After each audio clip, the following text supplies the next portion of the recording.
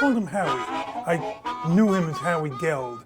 He didn't get to be known as Howie the Harp until some years later. And that was his professional name, was Howie T. Harp, and Howie T, the T stood for thee, and that referred to the blues harp that he played. Playing blues harp was very much a part of who he was, and he really could wail. One thing I think that I really loved about him is that he felt that you were qualified if you're going through oppression or you're not a discrimination. And in his case, he was homeless at one time. And he also had a physical disability. He used to have a cane. That you're qualified to make choices in your own life. You don't have to go outside and talk to another professional. You are qualified. And he really empowered people to really think that way.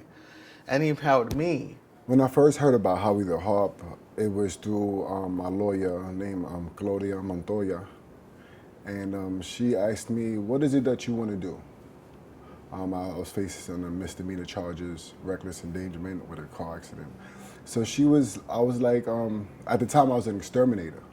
My car, my job was terminated. So I was like, I want to help people who are like me. And she immediately said, there's this agency called Howie The Harp. I had an ending where I had been this banker and that had been my identity. And that ended. And I crashed and burned. And I had a long period of time where my mental illness dominated and my own feelings about myself dominated my life. And any qualification that I had disappeared, was gone. Well, I came to Howie the Harp and learned that those disqualifications were qualifications. I learned that my lived experience was not a negative and not the worst thing in my life. It was actually a real positive. It was a place to start. This is just not like a little peer program, and we're part of we can compete with any program, whether it's peer or not. And I think that, that inspires people, and I would, people would call me and say, well, I want to take a training, and I always give them the number here to Howie the Harp, and knowing that they're going to get a really good comprehensive training. And it's no joke. It's not a 2-day training, a week training.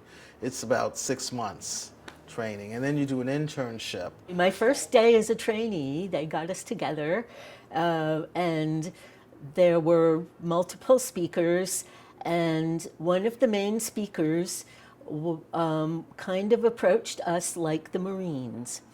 So the main speaker said, look to the right of you, look to the left of you. In 6 months, those people will not be here. What did I just say? And again, I said, and I thought, how am I going to do this? Peer services has become a whole lot. And I am so proud to have even played a part in that movement. However, the purpose of peer-supported services is each one teach one. I get up, I reach my hand down and pull you up. You get up, you reach your hand down, and you pull somebody else up. I remember just like having people take the time to be with me when I was having the hardest time and being like, yeah, that's why you have to stay. And it's like, I don't believe you. I think I can't do this, and I think I'm damaged beyond repair, but okay. And I mean, how do you describe a place like that? I was met where I was. You met me where I was and started to work with me as a place to start.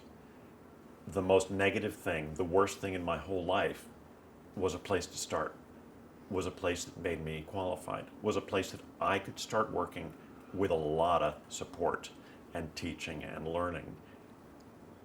I was able to start moving forward, and so far so good. And when I run into my fellow Howie the Harp grads and other peers, they've started, and they're moving, and they're achieving, and they're helping, and they're working with other people so they have starting points.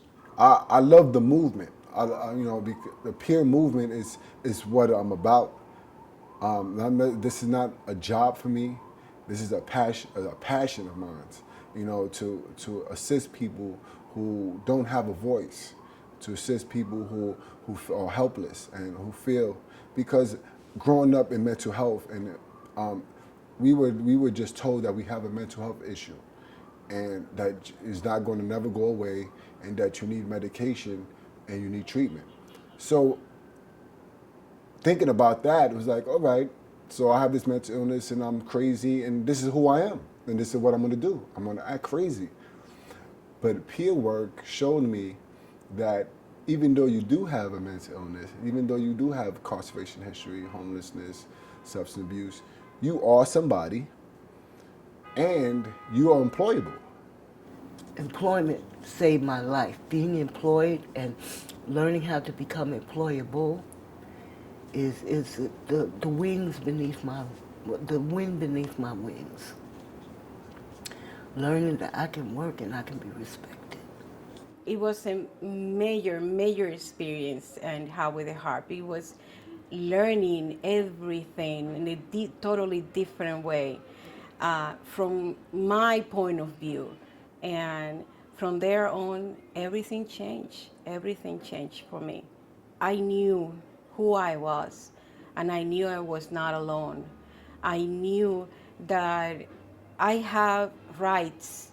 It changed my life even in the way that I talk to my daughters. It was not like I would say like a rude way or that I used to, but this time it was more certain of who I was and what I want.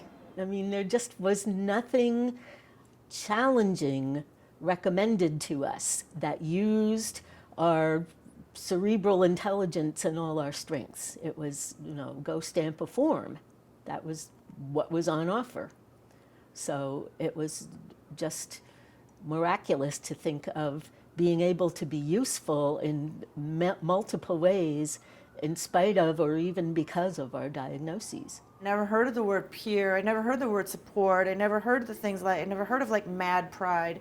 I'd never heard of like the insane patient liberation movement.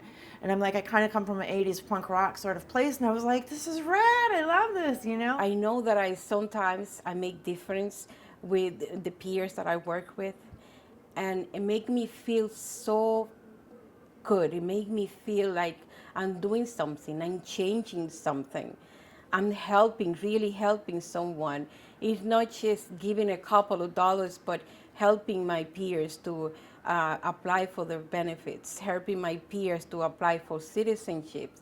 I have done my first citizenship. There is 2 citizenships with different peers that I have applied, and I go with them to the appointments and every single thing, and it make me feel so useful. Like really, that I just not there with just translating because of it, but making it different. Feeling, and my peers feel this is back and forth, this feeling. They feel really comfortable when I am in the room with them. You know, I'm so grateful to the God that I understand that I was given an opportunity to help people. I was given an opportunity, you know, to show people that you can lift your head up. This kind of work uses all of you, and that is what people need. People with a diagnosis or not need to use their whole self, their brain, their judgment, their talent, their history, all of them. You know, it always seems to me that if you're a good organizer, then you can step out from the center and the thing doesn't collapse around you. And that's what Howie did. He wanted peers to be self-actualized. He wanted peers to be empowered by themselves. He wanted peers to be armed with knowledge. And he wanted peers to go out there and make a difference and get a real living wage. He was very good at bringing people together and having people, you know, have a voice. He was always about, you know, everyone should have a voice. I think what I'd like people to know about Howie was that although his talents were unique, his accomplishments were not something that, you know, involved leaping tall buildings in a single bound. He did things that other people can do too. So it's really that I think what I'd like people to know about Howie is that they should know about themselves, that the kinds of things he did are the kinds of things that they can do their own, set their own agenda and decide for themselves to do something outstanding in their own lives.